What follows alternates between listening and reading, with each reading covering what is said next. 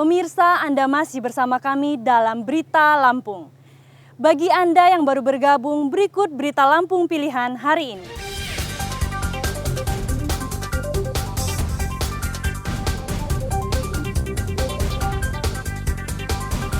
Seorang petambak diserang buaya.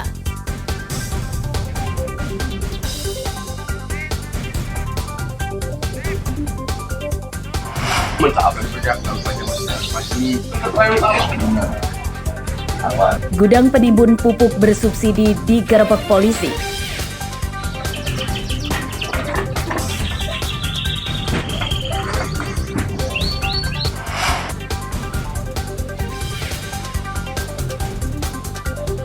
Hasil tangkapan menurun, nelayan berburu gurita.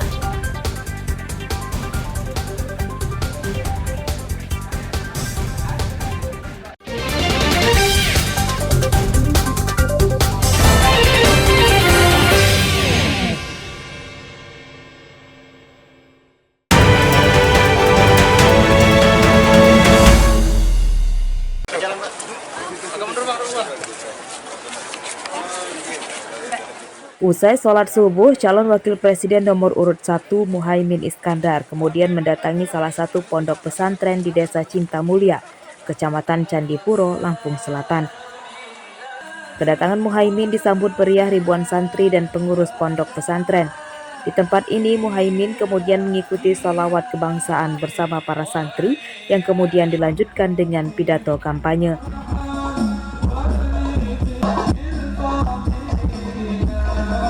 Untuk persaudaraan di seluruh bangsa. Dalam kampanyenya, Muhaimin Iskandar mengingatkan KPU, Bawaslu hingga Presiden harus netral pada pemilu dan tidak boleh justru jadi pemainnya. Hasil pemilu yang jujur tersebut diakuinya akan membawa hal baik pada peningkatan pembangunan dalam negeri karena bisa meningkatkan kepercayaan para investor. Kepercayaan untuk tumbuhnya industri, untuk tumbuhnya investasi, sehingga terjadi perkembangan ekonomi yang baik. Nah, salah satu kegagalan kita mendapatkan investor adalah tidak dipercaya. Nah, kesempatan kita untuk pemilu ini juga harus menjadi pemilu yang bisa dipercaya. Kalau sekali aja pemilu ini cacat, jangan berharap akan ekonomi jalan, kepercayaan investasi muncul. Karena itu netralitas itu harus dijaga mulai presiden sampai ke bawah. Muhaimin Iskandar menggelar kampanye di Lampung selama 2 hari dengan menemui massa pendukung di berbagai daerah. Asep Saifullah melaporkan dari Lampung Selatan.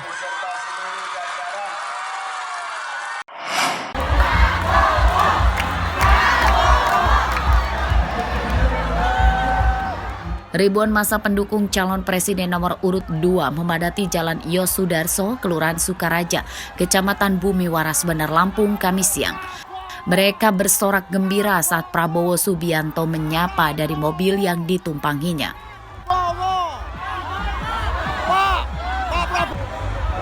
Antusiasme massa pendukung juga terjadi hingga Prabowo masuk ke gedung Geraha Wangsa. Mereka berusaha mendekati Prabowo untuk bisa bersalaman dan berfoto bersama.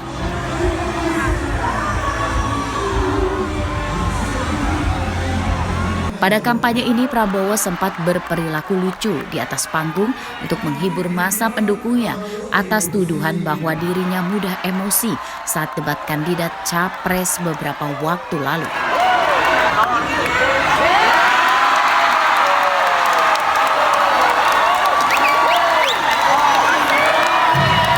Saat pidatonya, Prabowo juga membantah adanya tuduhan bahwa memiliki ratusan ribu hektar tanah pribadi.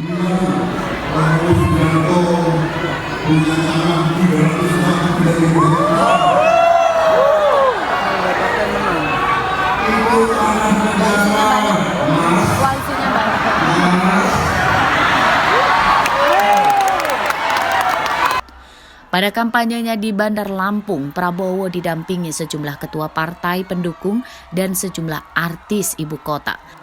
Ia mengajak massa pendukung memenangkannya pada pemilu mendatang untuk Indonesia Maju. Arsadi Saputra melaporkan dari Bandar Lampung.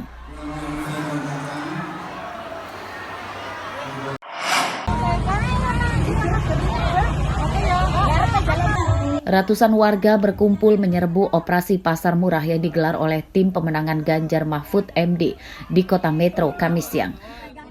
Pada kampanye ini dihadiri oleh Siti Atikoh Supriyanti, istri calon presiden nomor urut 3 Ganjar Pranowo.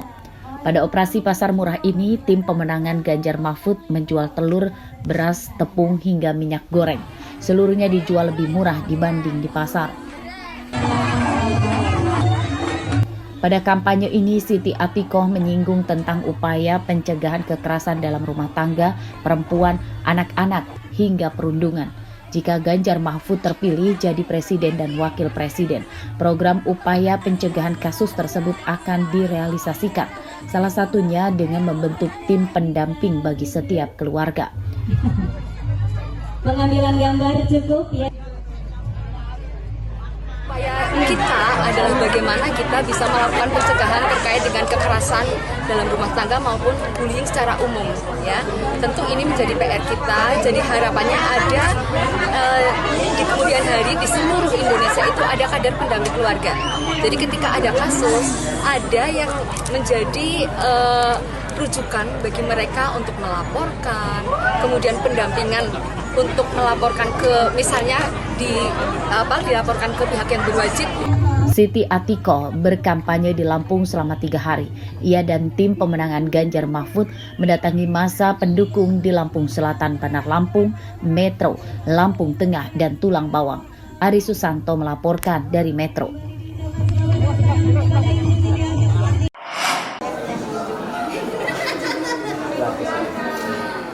Pelipatan kertas surat suara pemilu di gudang KPU Tulang Bawang terus dikebut.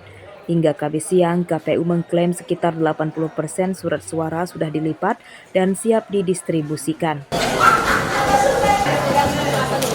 Ketua KPU Tulang Bawang, Reka Punata, mengatakan target pelipatan surat suara ditargetkan selesai pada 14 Januari besok lusa. Untuk pelipatan surat suara DPRD Kabupaten, Provinsi, dan DPR RI telah selesai. Saat ini para pekerja sedang melipat surat suara pemilihan anggota DPD dan terakhir surat suara pemilihan presiden. Sampai hari ini kita sedang melakukan pelipatan surat suara DPD dan sejauh ini mulai dari pagi sampai jam sekarang baru ketahuan sekitar 49 kalau tidak salah yang rusak. Dan kemarin sampai dengan hari kemarin alhamdulillah sudah selesai semua pelipatan untuk DPR RI, kemudian DPRD Kabupaten sampai dengan Provinsi. Dan insya Allah sepertinya ini besok sudah selesai DPD. Tahan ya. Gudang KPU termasuk pelipatan surat suara pemilu dijaga ketat polisi selama 24 jam. Polres Tulang Bawang menurunkan lebih dari 70 personil yang siaga di kantor KPU. KPU Tulang Bawang dan melaksanakan koordinasi terkait dengan tahapan pelaksanaan rangkaian pemilu serentak yang akan kita laksanakan pada tanggal 14 Februari 2024 yang akan datang. Hari ini dan beberapa hari yang lalu juga sedang dilaksanakan pelipatan dan sorsir surat suara yang sudah dilakukan, dan tadi kami secara langsung melakukan pengecekan terhadap kegiatan dimaksud dan semuanya berjalan dengan aman dan lancar. Seluruh logistik pemilu telah diterima KPU Tulang Bawang. Hasil sortir kerusakan surat suara minim. Sejauh ini KPU baru menemukan 45 surat suara yang rusak karena sobek, bolong, dan warnanya pudar. Mustaqim melaporkan dari Tulang Bawang.